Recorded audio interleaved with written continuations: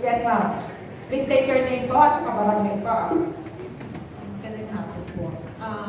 Barangay Sacred Heart.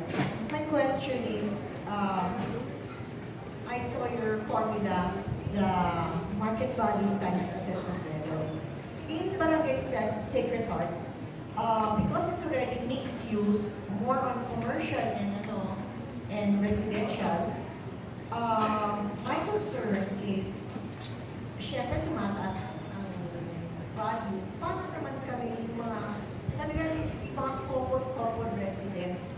We will be really affected on the assessment level, especially on the usage. Ang kinatatakutan ko, baka yung nakuha yung assessed value is because of the properties that were being sold.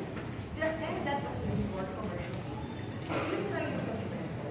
So, I like to get your opinion on how did the market values deliver. Definitely, I already know the market value of my street, Scout area, mga 100 plus po yun. And I agree with you because those are the people that are selling inflation and basically tumataas yan because syempre, you cannot take out the monetary factor that people want to make use of their money. Pero paano kami mga residents who are there? Likewise, I like to also know if you would increase, would you allow the depreciation? Kasi for 20 years, our house has been there, or 30, although nagka-improvement kami, is there such thing that we can also apply for the depreciation factor of the house? That's all. It's different from land and it's different from the building improvements. I hope you can answer me that. Thank you. Thank you, ma'am. Thank you for that question. First, ma'am, isa-isinin natin, di ba po yung assessment level natin for the land and building? Second, we apply depreciation for the building. Kung natatandaan niyo din po, noong 2017, when we had our general revision, wala naman pong nag-increase. Though we apply depreciation dun sa building ninyo kung pag humingi kayo ng tax declaration at pag na-update, sir, lalabas po yun doon. Pero ang tax niyo po kasi same lang siya. Hindi siya nag-i-increase. Bakit po? Kasi po ang ina-apply po natin dyan, yung pinatawag natin reproduction cost new less depreciation. So kung ang bahay mo, pinagawa mo 20 years ago, na ang halaga lang po ay 300,000 kapag patayo ka ng bahay. Pero kung ngayong taon na to, papagawa mo yung same bahay na yon at ang reproduction cost niya ngayon ay 5 milyon na. So, 5 million, i-deduct lang po ilang years na ba po kasi may depreciation table din po tayong ginagamit at meron din po tayong tinatawag na remaining value. For mga houses po kasi, ang consider po is 40 to 50 years bago natin ma-depreciate siya ng 40%. So, kung 20%, dapat mga 20% yan. Pero kinukuha pa po natin yung kanyang reproduction cost nyo. So, kung ngayon po, 5 million yung halaga ng bahay nyo, kahit pinagpagawa nyo yan, 300,000 lang. Ngayon ay 5 million, rest 40%, ganun pa rin po yung magiging market value na.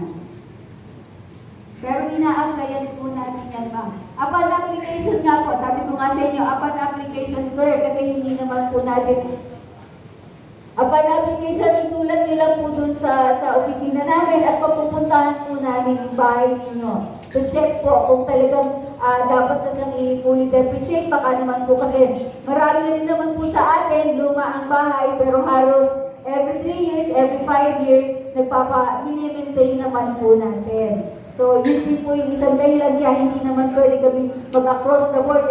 Gawin namin 40% lahat. Dahil hindi naman po lahat talaga ay hindi nag-i-improve ng bahay or mini-maintain yung bahay nila.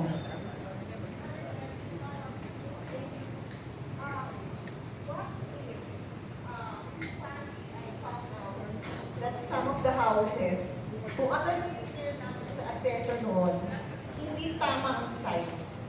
Can we reprieve on that? Yes, Na, retrieve ng tax credit? or what not huwag kami i-penalize? Hindi. Because of the size, di ba minsan yung bahay niya rin, na-declare, let's say 20 square meter, Okay. Ma'am, yung ganyang case naman po yan, halimbawa po, nasa tax declaration natin ay 1 story lang ang bahay ninyo. Pero sa totoong buhay, 3 story na pala yung bahay ninyo. Well, under po sa batas, pwede lang po kami mag-back tax ng maximum na 10 years. Kahit pa yung bahay nyo, 20 years na yan, 25 years ng ganung kataas, hanggang 10 years lang po kami pwede mag-back tax. Now, when it comes to penalty, yung penalties and interest, dahil nga dun sa back tax na yon, wala pong penalties and interest as long as mababayaran nyo within the same quarter kung kailan po in-issue yung inyong revised tax declaration. Example, ma'am, sa tax declaration yung luma, 1 story. Pero sa totoong buhay, anong tawag dito? 3 story na siya. Ginawa niya siya 3 story noong 2010. Pero dahil nga sa batas, sabi niya 10 years lang kami pwede mag-back tax. So iba-back tax lang namin kayo ng hanggang mula 2016. Pabalik, 10 years po. So 2016 lang kami mag-back tax sa inyo. Tapos, without interest yan, ma'am. Without interest. Basic lang yun. As long as mababayaran po natin yun within the same quarter kung kailan i-release. Halimbawa po, ngayon kayong month na ito, na-assess kayo ngayong March, effective 2016. Pag binayaran nyo hanggang ang quarter nito, ang close ng quarter niya is end of March pa ito. Hindi, within 60 days kasi yun, it's either within 60 days upon issuance ng tax declaration, mabayaran mo siya, walang penalties and interest. Or kung halimbawa, April na lang para mahaba-haba. April na release yung tax declaration. You have until June to settle yung inyong mga arrears na walang penalty and interest. For the improvement po. Kasi ang lottery naman po ay talagang matagal na po naman yan. Hindi na kailangang i-declare. Wala naman po nababago siya. Thank you po, Kalawan. For you, sir.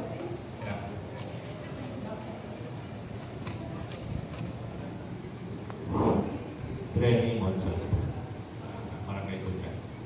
Tatanong lang ako, can you make a parang illustration? Kasi nakakatakot yung mga increases sa from 12,000 to 90,000 to 150,000. So, for a lay person, like, can you make an illustration of more or less what it will look like? What an increase will look like? Para mas madali paano sa, ano ba talaga ang tama sa tao? Kasi in our neighborhood, halos lahat ng retirees, mga wala nang trabaho yung mga siyempre, pag sasabihin mo tataas yung pamilya na wala ka nang nagawa na excess kasi magkano lang yun, wala pang 15. Tapos yung pamilya kung binabayaran, magkano 15 rin. So, ang tama natin sa mga retirees, malaki. Nakakatakot. Yes, sir. Kaya ang mag-ano is, sa pagtanong is, kailangan ba talaga ng Quezon City mag-increase? Napakayaman ng Quezon City. Yung our number 1 LCU. Tapos ngayon mag-increase pa. Tapos kung yung mga nagbayad na ng buwis no, hindi na nga bumababa yung buwis sa bahay namin, tataas pa yung buwis sa lupa. So, yun ang Isa-isa lang po. Sagutin lang po muna kayo isa. Okay. Unahin ko na yung kung kailangan ba ng Quezon City mag-increase. In fact po, akong si Mayor po ang masusunod. Ayaw niyong mag-increase. Ayaw na ayaw po yan ni Mayor Joy Belmonte. Kaya lang po, batas po ang nag-uutos na i-adjust, itama. Hindi, kaya nga sabi ko po, saglit lang po sir. Saglit lang po. Kaya nga po sabi ko kanina, itinatama po natin ang values, ang market value. Hindi po porke itinama natin ang market values, ang kasunod nun tataas ang milyan. Hindi naman po all the time ay ganun ang kasunod. Naintindihan po natin? Number 1, hindi po gusto ni Mayor Belmonte itong magtaas ng milyan. Ito po ay batas. National law po ito, yung RA 12001, kung saan minamandatuhan lahat ng LGU na magprepara at i-adjust ang market value according to the true and current market or prevailing market value natin. So doon po, sumusunod lang kami. Now, pagdating po sa pagtaas ng yan. Na pagtaas ng amilyar, ayaw din po yan ni Mayor Joy. Kaya nga po kami ay inaatasan kung saan pinapaaral sa amin. Ano ba yung dapat gawin? Yan nga po lalabas, ina-adjust natin ang assessment level upang sa ganun po ay masofer kung hindi man tumaas or kung hindi man tumaas o tumaas man ng konti, hindi ganun kataas ang itataas niya. So, magbibigay po kami ng sample computation but may disclaimer po kami dahil po, kung nakinig din po kayo kanina, sinasabi po namin dito, ang nag-a-approve po ng values ay ang Department of Finance, pero ang nag-a-adjust ng assessment level at ng tax rate ay ang ating local sanggunian. Dahil po ang local at sanggunian, based din po dun sa pinakita earlier na schedule o calendar galing sa DOF, na August, September pa po sila magkakandak ng public consultation when it comes to assessment level and tax rate. Ito po ay for purposes lang ng presentation sa inyo. So ito po yung sample computation sa line. Ito ay kung magtataas po tayo, ito po yung Engineer Kenneth. Hello, good afternoon po. So, I'm here to present to you yung example kung paano yung computation ng adjustment po natin sa market value. This example po was taken sa St. Charbel, sa Barangay Tandang Sora. So, for example, you have a land of 300 square meter. Ang current subclass po natin sa kanya is RA3, which has a base unit value of 12,000 per square meter. So for us to be able to get the market value, we multiply the lot area with the base unit value. So we have a product of 3.6 million. So mababa po siya sa actual na market value ng lupa po sa St. Charbel. Alam naman natin, executive subdivision po siya. So multiply with the assessment level of 5%, we get an assessed value of 180,000. So multiply that with 2.5% na tax rate, makuha po natin